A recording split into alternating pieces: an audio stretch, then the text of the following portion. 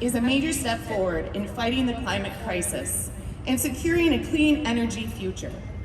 The Biden administration has committed to nearly $500 billion to attacking climate pollution and finding climate solutions. This smart investment is a huge step toward protecting our children's futures. Michigan voters strongly support climate and clean energy legislation, investments in clean energy jobs, tax incentives for energy efficient vehicles, solar panels, and government action to accelerate the development of clean energy. Michiganders want the necessary investments scientists say that are needed to address the climate crisis, to transition to electric vehicles, solar, wind, to clean up our air for our kids and communities. The Inflation Reduction Act of 2022 is the single biggest investment in climate, communities, clean energy, and jobs ever. It will lower costs for families and help slash the climate pollution in the U.S. by an estimated 40% by the end of the decade. With that, I'd like to introduce our first speaker, State Senator Curtis Hertel, Jr.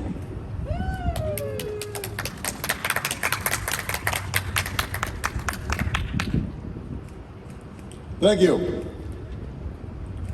We all know that Michigan families are struggling with inflation. The prices of anyone who does their grocery shopping at their home, I certainly do mine at my home, or pays for gas in the tank, knows that's the case. These are kitchen table issues that every family is facing every single day. And over the past several months, Democrats in Congress, President Biden, and our local Congresswoman Elizabeth Slotkin have fought to find a remedy to provide relief.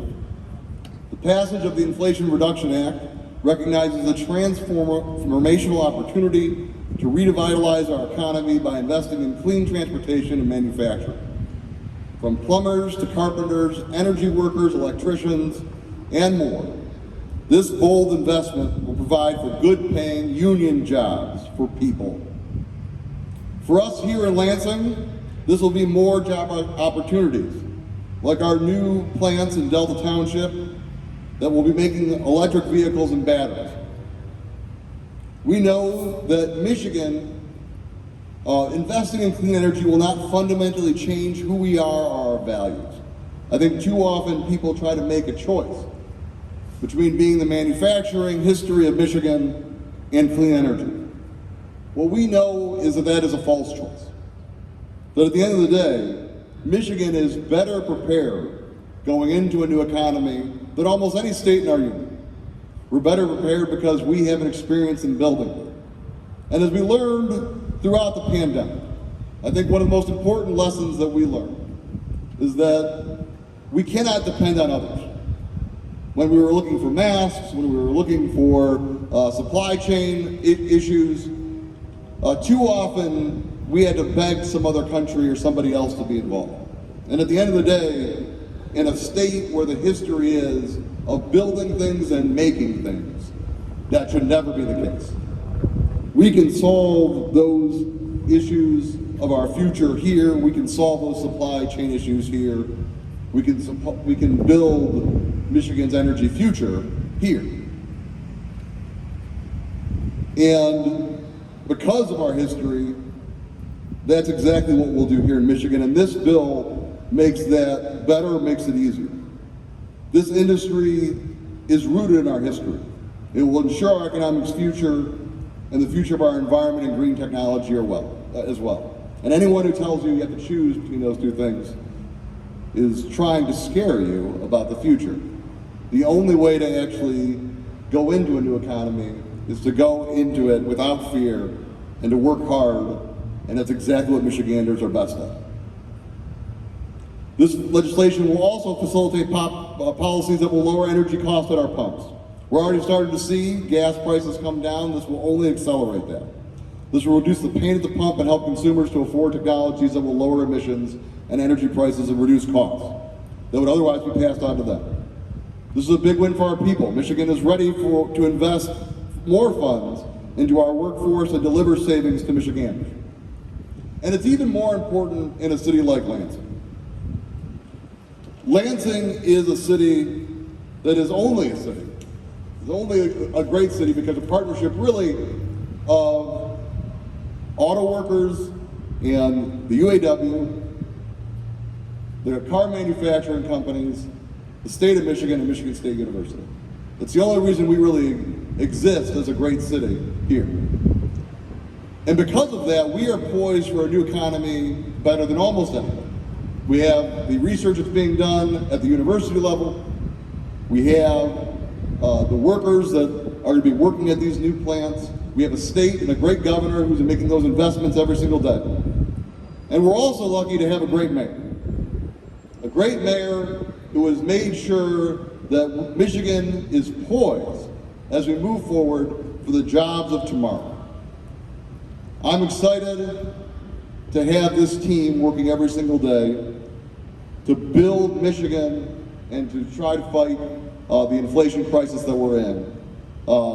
And it's my honor to bring up the mayor of Lansing, who has been a champion for these issues, and Andy Shore. Boy, that's hard to follow. I introduced Senator Hertel yesterday at an event, and I called him the best senator in the state of Michigan. Now, and I'm going to double down on that one. Thank you, Senator. What a beautiful day here in Lansing. Welcome, everybody. It's great to see you. As the mayor of the city of Lansing, I joined with my colleagues, including mayors across the country, who are celebrating the passage of the Inflation Reduction Act. We jumped in, the U.S. Conference of Mayors and mayors from all over the country jumped in to make sure that this would pass, to talk to our members of Congress. This act will not only help our nation to make progress in fighting inflation, but it'll reduce everyday costs for regular families and families here in the city of Lansing. For far too long, working class folks have struggled to make ends meet. The Inflation Reduction Act uplifts American families by lowering health insurance and prescription drug costs while creating good paying jobs, focusing on sustainability efforts, and reducing the deficit. Sounds too good to be true, but they did a great job. Our country is making the most significant investment by combating the climate crisis and creating a greener future for every American. This historic investment will lower energy costs, reduce emissions, increase energy security, and invest in disadvantaged communities. The city of Lansing has prioritized climate action and sustainability, and this federal legislation will help us move forward. We've got a climate action plan, we've got a sustainability director. We're taking this very seriously. Now we have further tools from the federal government. We've been working with community and environmental leaders to draft a comprehensive sustainability plan for the entire city. We're also working on implementing a climate action plan for city government that includes energy efficiency upgrades and assessing properties for their solar potential, reducing waste and water use, and more. The Inflation Reduction Act will support those goals and objectives that are designed to reduce greenhouse gas emissions, help us protect our water and other resources, and make Lansing and cities across the country more resilient. Lansing looks forward to working to promote and implement the initiatives within this act, including energy efficiency upgrades, especially in our older housing stock, which we have a significant amount. It'll help save money on energy bills, especially for income-challenged citizens who often live in these homes. It'll be incentives for home solar installation and storage, which our residents are ready for. It's help for disadvantaged citizens to reduce greenhouse gas emissions, mitigate risks from extreme heat, reduce indoor air pollution, and improve climate resiliency. It'll advance building electrification and improve energy and water efficiency in our affordable housing, amongst others. So I can't think of a better investment for our families, workers, and cities than passage of the Inflation Reduction Act. I want to thank our incredible congressional delegation, U.S. Senators Debbie Stabenow and Gary Peters, who stood up and pushed for this, made sure this would pass the Senate. Every vote was key, every vote was critical, and both of our U.S. Senators stood up and did what's best for our citizens here in Lansing and throughout the state. And to Congresswoman Alyssa Slotkin, who's been a tremendous advocate in this area, going to Congress and talking about the needs of Lansing and her mid-Michigan district. She certainly will be the first one to push for reducing inflation, making sure that we have climate efficiencies and make sure that we are going to be able to move forward in the best possible way. So I want to thank all of them, and I'm really excited to see this pass. Thank you to the folks here for doing all of their advocacy work, and now we get to celebrate, but we're not going to celebrate too long because now we're going to implement, and that is just as important. So thank you, everybody, and I want to introduce Morgan Foreman, who's going to come up and say a few words.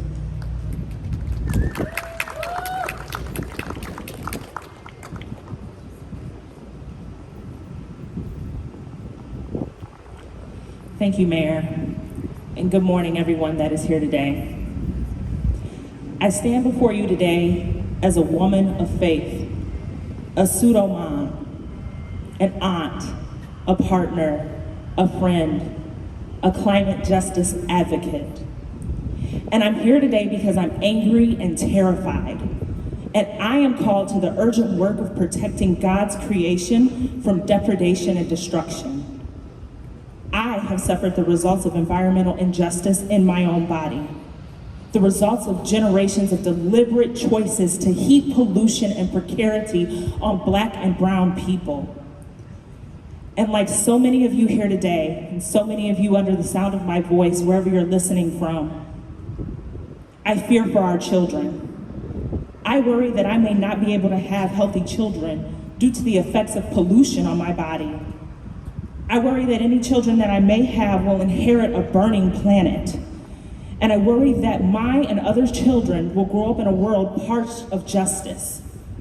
We have reason to be afraid. But as a woman of faith, I am inspired by women who came before me and fought for their children's lives and a vision of a more just future. Deborah, Jael, and Esther, who brought down greedy oppressors. Yochebed and Mary, who saved their children from tyrants who would murder them so that their children could thrive and free God's people. My ancestors did not give up in the face of injustice, and we will not give up on a livable world for our children. As the stewards of this earth, we must defeat the short-sighted, profit-driven corporate interests that are killing us all.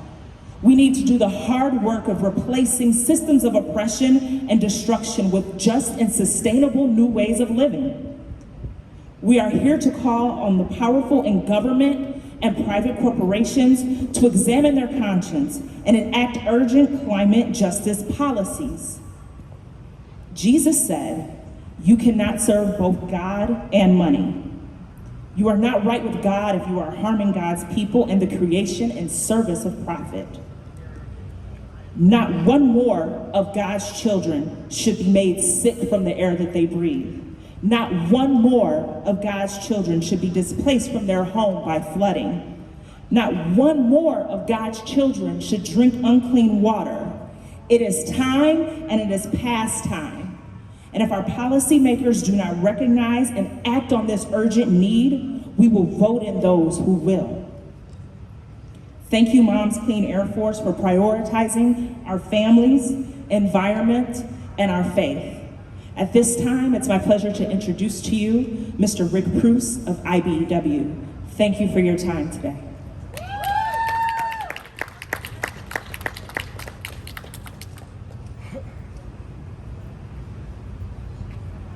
Hello, everybody.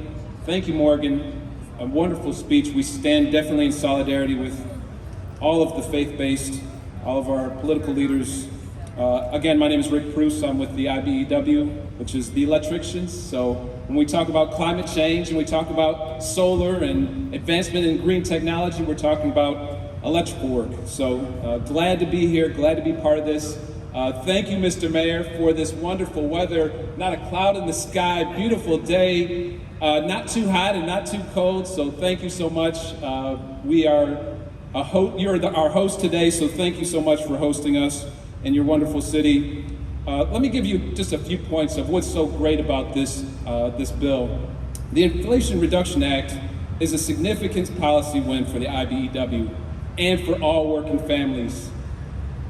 The potential not only to create work opportunities for us, tens of thousands of electricians, but to expand our membership in power generation, renewable energy, construction and manufacturing right here in our hometown. So this is going to be something that's going to happen in Michigan, but across the entire nation. There's going to be benefiting from this bill. Legislation like this includes critical strong labor protections for over $300 billion in tax credits for clean energy infrastructure projects. Such protections will guarantee these projects will create middle class, that's right, middle class, we're coming back, working families, sustain careers across America.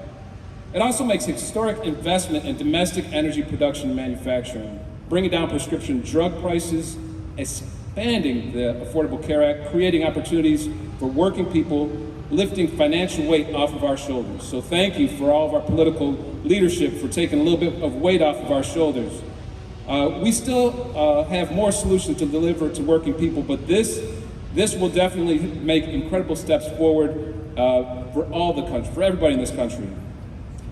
This bill will help address the climate crisis by making ambitious and historic public investment in manufacturing and deploying all types of clean energy right here in America, while creating and expanding opportunities in communities across the country, including frontline and historically underrepresented communities. Projects incentivized by the bill will include nuclear, wind, solar, EV charging station, hydrogen, carbon capture, battery storage, installation of energy-efficient technology in commercial buildings, among others. These investments will create millions of good union jobs, thanks to Davis-Bacon, prevailing wage requirements, apprenticeship requirements, and Buy America investments, incentives. Including in this bill is tax credit incentives to purchase electric vehicles that are manufactured in North America. This will make it easier for middle and working class families to switch to EVs. So thank you, Debbie Stabenow. Thank you to all of our congressional delegation and our senators, Senator Peters as well. Thank you so much for that. That was a heavy lift, and we appreciate your advocacy for the UAW and all of our workers, good paying union jobs. This is a win not only for good union jobs, but working families. This is going to benefit our environment for generations to come. As Morgan had said earlier, this is essential to have these types of policies in place to make sure that we're not only investing today, but in for future generations to come. This bill will help shrink working people's medical bills in several critical ways. First, it allows Medicare to negotiate prescription drug prices in the same way other government agencies like Medicare already do, providing savings to Medicare and to nearly 9 in 10 older adults who rely on prescription medication to manage their health. Second, it provides such needed limit on how much manufacturers can raise the cost of prescriptions. This is a big deal. We stand in solidarity, the IBEW, the union, stand in solidarity with all of our community partners, our faith-based, with our political leadership as well. And we're just proud to be here, to be able to be part of this, and to really advocate for more of these policies to come. And with a lot of gratitude being part of this, and thankful that they would ask me. I'm an electrician by trade, so I'm very grateful to my leadership, my political leadership in Detroit, which is Paul Van Oss and Jeanette Bradshaw. Thank you to both of them to send me up here to speak on this. We have another great speaker. We have Tina Catron from the Environmental Defense Fund, and she's going to come up here and knock this out the park. So thank you, everybody.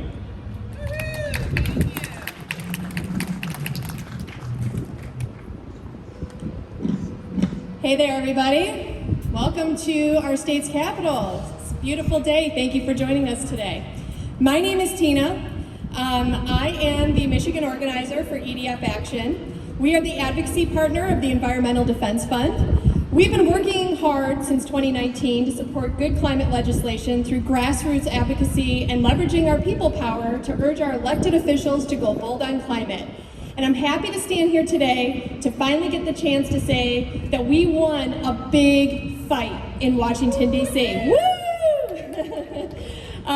With the House and Senate passing the Inflation Reduction Act and with President Biden signing it into law just this week. As Fred Krupp, president of EDF, said in a public statement last week, This moment was decades in the making, and it will reshape the decades ahead. Nothing could be truer in this moment. This legislation will make a big difference in people's lives by lowering costs and creating jobs while moving towards a clean energy future.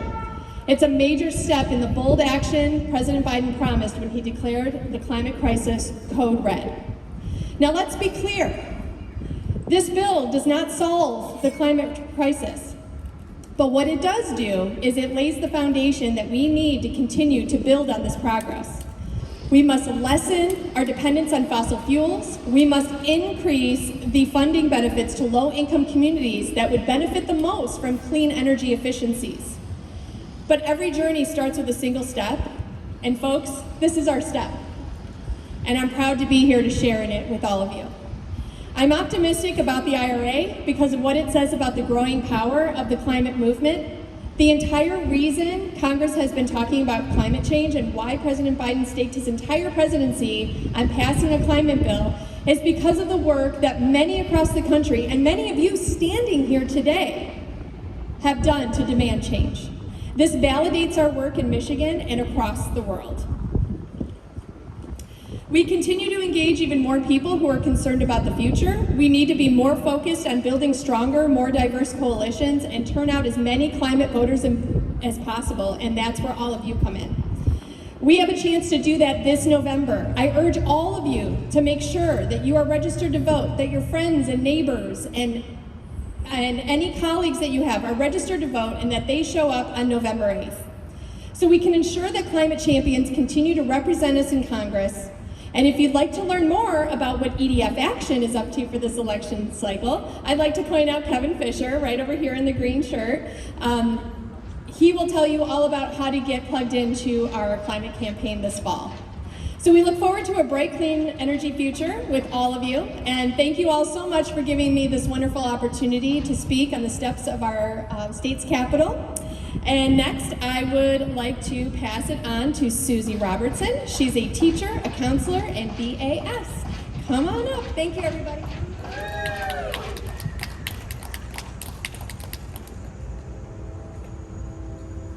Good morning. I'm thrilled that my speech today had to change from a message of pleading to change the trajectory of climate change to a message of thank you for caring enough about climate change to pass the Inflation Reduction Act for our children's future. My friend Elizabeth knows my passion for climate change and asks me to fight alongside her, asking our government to make positive changes. Sometimes I wonder, why me? Is it because I'm a teacher? Is it because I have a big mouth and I'm not afraid to speak up for the injustices I see? Is it because I'm truly passionate about wanting to fix our mistakes so our children don't inherit an earth that looks like the morning after the largest party ever? I figure it's for all of these reasons. I use my voice to project my passion for our children. I was reminded on Monday how I, a teacher, counselor, and mom from Brighton do make a difference. See, my brother ran into a former student of mine, and when he told her where I worked and who I am, she said, and I quote, "Oh my God, she saved my life. I was suicidal and she helped me. She called my mom and got me help." I stood there shocked, and then I smiled and asked him to tell her I said hi. And as I walked away, I thought of today, and I realized that I have been in the lives of thousands of students. And for some reason, I have affected them in big ways, and others in small ways. Some from my days in the classroom, others in my counseling office, but they are all growing up in this world of uncertainty. To them, I hope to offer reason, wisdom, life lessons, and inspire them to be the best people I know that they can be. I have affected thousands of students. I fight for my 3 children right over there, and I fight for all children that I've never had the privilege of knowing. Millions of kids are watching us. They're seeing what we're doing. They won't remember the debates, the failed votes, but they will remember how you, me, and our government stepped in and fixed a world that we created that is hurting. So this is why I speak today, because while I'm just a mom that nobody knows, I have a voice, and I will always be the voice for my kids and for your kids. I feel the best means doing the best. With the passing of the Inflation Reduction Act, our elected officials were doing their best. I have pleaded with the EPA numerous times to have a much more bold climate change plan. Plans of reduction by 2050 is far too late. So, I'm thrilled to say that what we just passed puts us on a path of roughly 40% emissions reduction by 2030. 2030. Now that's what I'm talking about. My kids will know change soon. I know we need more investments in electric vehicles. I look forward to the day that charging stations are up front in parking lots and not just 2 or 3 stations in the back corner of a lot. That message will change because it has to. That's the doing part we need to show our kids. I want my children to look back on their childhood and say, I remember when parking lots didn't have charging stations. I remember when I would breathe the air and it felt dirty. I remember when the earth was in bad shape. I remember when my mom fought for environmental justice. But look at us now. Look at how much better our world is today because of the policies they passed back then. But we can do better. We can do more. I urge you to not stop now. Keep this momentum going. Pass laws for electric vehicle charging infrastructure, lowering energy costs. Pass laws to increase energy security, advancing manufacturing to reduce air pollution. Pass laws for improving our public health and fighting climate change, and spurring the economy while creating good-paying jobs. Every day, we all have the choice to be doers. Not just talk about doing, but actually do better. I will continue to use my voice to remind anyone who will listen that we must do better because our children are watching. And what better way to raise a better generation than ours than to lead by example? They are watching. Right now is the time to act. Thank you. I'm going to pass this over to Elizabeth Hoffman from Moms Clean Air Force.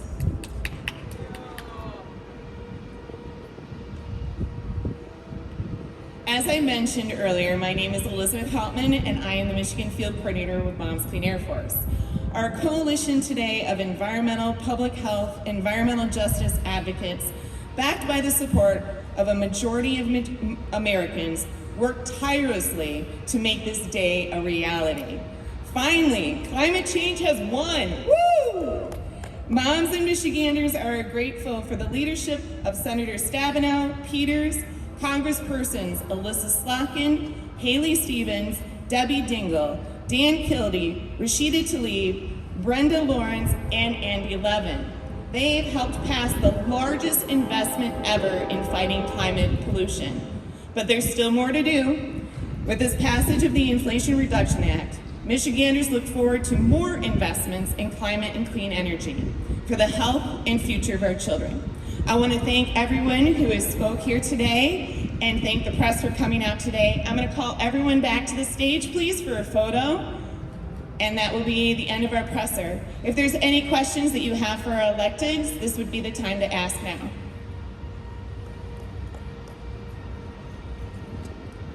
And with that, we'll just take our photo.